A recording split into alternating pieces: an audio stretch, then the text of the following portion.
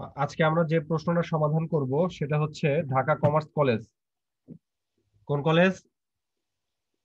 Dhaka commerce college. Dhaka Dhaka commerce commerce college college. 2020 সালের test পেপারে যে প্রশ্নটা আছে, টেস্ট পরীক্ষার প্রশ্ন, সেটা সমাধান আজকে আমরা করব। এটা খুব বেশি একটা কঠিন না, খুবই সহজ। তবে যারা ইউটিউবে ভিডিওটা দেখতেছো বা দেখবা কোনো এক সময় হয়তোবা, তো তারা অবশ্যই ফুল ভিডিও দেখবা। শুরু থেকে শেষ পর্যন্ত দেখবা আর চেষ্টা করবা যে পূর্বের ভিডিওগুলো দেখতে। পূর্বের ভিডিওগুলো যদি দেখো তাহলে খুব সহজেই বুঝতে পারবা, আর পূর্বের ভিডিও না দেখলে কিন্তু বুঝতে পারবা না। আচ্ছা, তো দেখো বলছে আমিন মোহাম্মদ গ্রুপ 2018 সালের 1 জানুয়ারি তারিখে 8 লক্ষ টাকায় একটি মেশিন ক্রয় করে। মেশিনটির আনুমানিক আয়ুষ্কাল 10 বছর এবং ভগ্নাবশেষ মূল্য 50,000 টাকা। আমিন মোহাম্মদ গ্রুপ 31 ডিসেম্বর তারিখে হিসাব বন্ধ করে এবং অবচয় ধার্যের ক্ষেত্রে ক্রমহ্রাসমান জের পদ্ধতি অনুসরণ করে।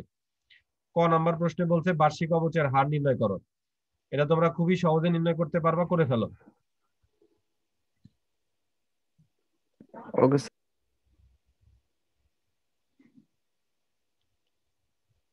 দেখো এই যে অ্যান্সার, বার্ষিক অবচয়ের হার নির্ণয় করার সূত্র কি? ক্রমহ্রাসমান জের পদ্ধতিতে 100% ডিভাইডেড আয়ুষ্কাল গুণন 2। তাহলে কত স্যার, পার্সেন্ট? এটা তো দ্বিগুণ ক্রমহ্রাস সঞ্চয় পদ্ধতি অবশ্যই হার নির্ণয় না? হ্যাঁ, 100% ডিভাইডেড আয়ুষ্কাল গুণন 2, তাহলে কি 20%। করে ফেলো খাতায়। করছো? জি স্যার। আচ্ছা, প্রথম 4 বছরের অবচয় সারণী প্রস্তুত করো। প্রথম 4 বছরের অবচয় সারণী প্রস্তুত করো। হ্যাঁ, সেটা ক্রমহ্রাস। ক্রমহ্রাসমান জের পদ্ধতি আমি দেখো সবটা একটু দেখাই। লিখবা বছর, এখানে লিখবা স্বর্ণা লিখে লিখবা বছর। তারপর লিখবা বছরের শুরুতে পুস্তক মূল্য, অবচয়ের হার, অবচয়ের মেয়াদ, অবচয়ের পরিমাণ। এটার দরকার নাই, পুঞ্জীভূত অবচয় এই ঘরটার কোনো দরকার নাই। কথা কি বুঝতে পারছো? বছর শেষে পুস্তক মূল্য কি কি দিবা বলো? সাল, অর্থাৎ বছর। সাল। তারপর হচ্ছে পালন বছরের শুরুতে পুস্তক মূল্য, অবচয়ের হার, অবচয়ের মেয়াদ। এখানে যে লেখা আছে অবচয় 10%, এটা লিখবা না, এটা ভুলে রাখবা। অবচয় লিখবা অবচয়ের হার, লিখবা কি লিখবা? পরিমাণ। অবচয়ের হার, অবচয়ের হার। অবচয়ের মেয়াদ। এই ঘরটার নাম লিখবা অবচয় অবচয়ের হার। মেয়াদ। এটা দেয় নাই অবচয়ের মেয়াদ, তবে দিবা। এই ঘরটার নাম লিখবা অবচয় খরচ। আর পুঞ্জীভূত অবচয়ের পরিমাণ নাই, বছর শেষে পুস্তক মূল্য, এটা দিবা। সময় 2 মিনিট, ছকটা আঁকাও। পরিমাণ। যারা ভিডিও দেখতেছো ইউটিউবে তারাও ছকটা আঁকাবা।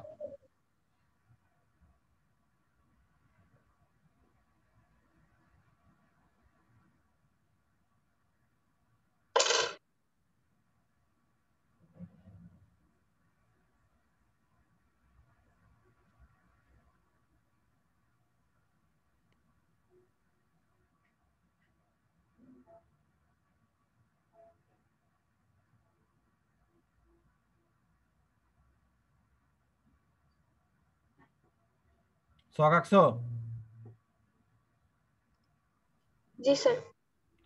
আচ্ছা দেখো, এখানে বলছে 2018 সালের জি 1 স্যার। জানুয়ারি তারিখে কত টাকা দিয়ে 8 লক্ষ টাকার একটি মেশিন ক্রয় করেন। মেশিনটির আনুমানিক আয়ুষ্কাল 10 বছর, ভগ্নাবশেষ মূল্য 50,000 টাকা। তোমরা খুব ভালোভাবেই জানো যে ক্রমহ্রাসমান জের পদ্ধতিতে ভগ্নাবশেষ মূল্য বাদ দিতে হয় না। হয় না। তাহলে দেখো আমাদের লিখতে হবে বছরের শুরুতে পুস্তক মূল্য কত টাকা? 8 লক্ষ টাকা। 8 লক্ষ টাকা। অবচয়ের হার কত পার্সেন্ট? 20%। অবচয়ের মেয়াদ কতদিন? 1 বছর। 1 বছর। অবচয়ের মেয়াদ 1 বছর। তাহলে 8 লক্ষ টাকার 20% করলে কত আসে? 60,000। 1,60,000। ওকে। বছর শেষে পুস্তক মূল্য, এই যে 8 লক্ষ টাকা আছে, এই 8 লক্ষ টাকা থেকে 1,60,000 টাকা কি করবা? বাদ দিব। বাদ দিবা। তাহলে তোমার বছর শেষে, অর্থাৎ বছরের শুরুতে মূল্য ছিল 8 লাখ, বছর শেষে কত? 1,60,000 টাকা অবচয় হলো। তাহলে ওটার মূল্য কত থাকলো? 40,000। 6,40,000। তোমরা জানো 1 বছরের যেটা শেষ, পরের বছরের সেটা কি? শুরু। শুরু। তাহলে 2019 সালে লিখবা 6,40,000। এটার উপরে কি 20% অবচয় ধরবা। 6,40,000 টাকার 20% করো, কত আসে?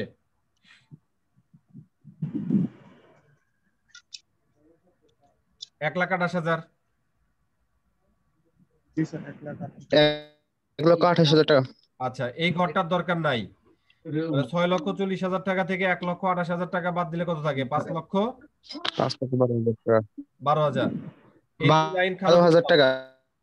এই দুই লাইন খাতাতে করো।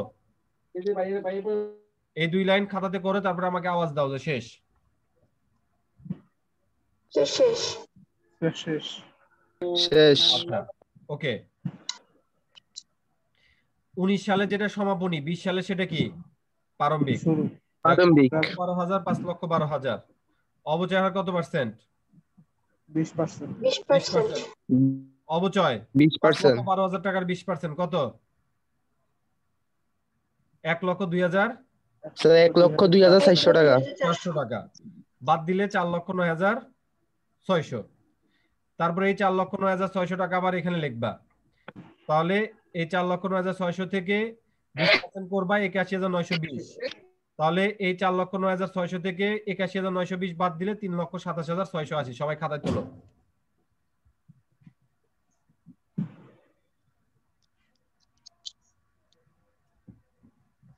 ঠিক আছে, জি স্যার। কমপ্লিট। এক মিনিট।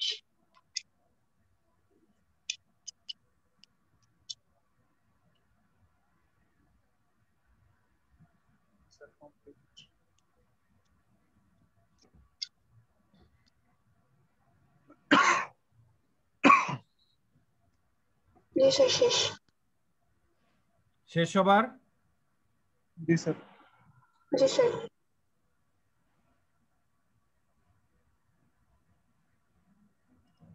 আচ্ছা, এরপর দেখো গ নাম্বার প্রশ্নে বলছে প্রথম 4 বছরের মেশিন হিসাব ও পুঞ্জীভূত অবচয় হিসাব প্রস্তুত করো। কি বলছে? মেশিন হিসাব ও পুঞ্জীভূত অবচয় হিসাব। পুঞ্জীভূত অবচয় হিসাব প্রস্তুত করো। তাহলে প্রথমে আমাদেরকে মেশিন হিসাবের খতিয়ান করতে হবে। দেখো, আমিন মোহাম্মদ গ্রুপ, নিচে লিখতে হবে কি মেশিন হিসাব, হিসাবের কোড নম্বর। আমরা মেশিনটা কবে কিনছি? 2018 সাল। 2018 জানুয়ারি 1। 2018 সালে কিনছি না, জানুয়ারি 1 তারিখে। তাহলে নগদান বা ব্যাংক হিসাব লিখবা। লিখে ডেবিট দিকে টাকা 8 লাখ, ব্যালেন্সের ডেবিট দিকে টাকা 8 লাখ। এরপরে কি আমরা কোনো কি ক্রয় করছি? না। জি না স্যার। 19-এ লিখবা ব্যালেন্স বিডি 8 লাখ, 20-এ লিখবা ব্যালেন্স বিডি 8 লাখ, 21-এ লিখবা ব্যালেন্স বিডি 8 লাখ। এটা কি প্রত্যেক সালে এইভাবে দেখাইতে হবে ব্যালেন্স বিডিটা? বুঝি নাই, কি বললা?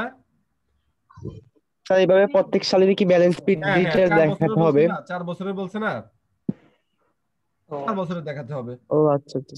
আর স্যার হিসাবের কোড যদি ধরো নাম্বার আমার মতো 20 সালে আরেকটা মেশিন কিনছে, ধরো আমার কথা শোনো, তাহলে আমরা লিখতাম 20 সালের জানুয়ারি। স্যার আর ধরো এটা 1 জুলাই তারিখে কিনছে, তাহলে দেখলাম জুলাই 1, ব্যাংক হিসাব দিয়ে ডেবিটে দিতাম, আবার এর সাথে কি করে দিতাম, যোগ করে দিতাম। আবার 21 সালে দুইটা মিলে ব্যালেন্স বিডি হতো। ওকে ওকে স্যার। Okay sir. আর কোনো কোশ্চেন আছে? স্যার ওই হিসাবের কোড নাম্বার ওইটা কি লিখতে হবে স্যার? লিখলে আমরা ভালো, যখন অঙ্ক লিখব। না লিখলেও যে সারা মার্ক কম দেয় ব্যাপারটা তা না, তবে লিখবা। ঠিক আছে স্যার। ঠিক আছে। জি স্যার। তারপর বলছে প্রথম 4 বছরের মেশিন হিসাব ও পুঞ্জীভূত অবচয় হিসাব প্রস্তুত করো। এটা তো হলোই পুঞ্জীভূত অবচয়। দেখো 2018 সালে আমাদের জাবেদা কি? অবচয় ডেবিট, অবচয় পুঞ্জীভূত অবচয় ক্রেডিট। তাহলে আমাদের পুঞ্জীভূত অবচয়ের বিপরীতে কি আছে? অবচয় হিসাব। অবচয় হিসাব। তাহলে কি পুঞ্জীভূত অবচয় ক্রেডিট দিকে 1,60,000, 1,60,000, ঠিক কিনা? জি স্যার। জি স্যার ঠিক। তাহলে অবচয় হিসাব মানে 1,60,000, 1,60,000। আবার 2020 সালে আমাদের অবচয় হচ্ছিল 1,28,000। তাহলে 1,60,000 সাথে 1,28,000 টাকা কি হবে? যোগ হবে। যোগ হবে। আবার 20 সালে অবচয় হয়েছে কত? 1,02,400 টাকা। এর সাথে এটা কি হবে? যোগ হবে। যোগ হবে। তারপরে আবার 81,920, এর সাথে এটা কি হবে? যোগ হবে। যোগ হবে। বুঝতে পারছো কিনা বলো? জি স্যার। জি স্যার। কারো কোনো প্রশ্ন আছে? জি না স্যার। সবাই কি বুঝতে পারছো? জি স্যার। যোগ হবে। জি স্যার। জি না।